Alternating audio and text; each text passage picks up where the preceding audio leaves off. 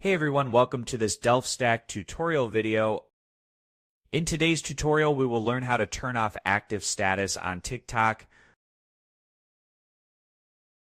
Active status on TikTok lets other users see when you were last active or if you are currently online. Turning this off can help protect your privacy and reduce unwanted interactions. To get started, open the TikTok app. Go to your profile.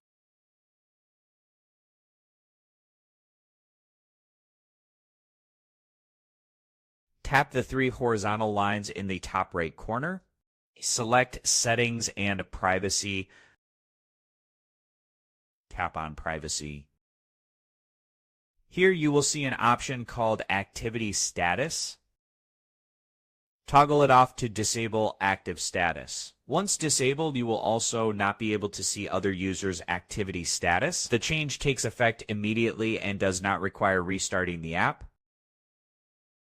That's it. You've learned how to turn off active status on TikTok using the privacy settings.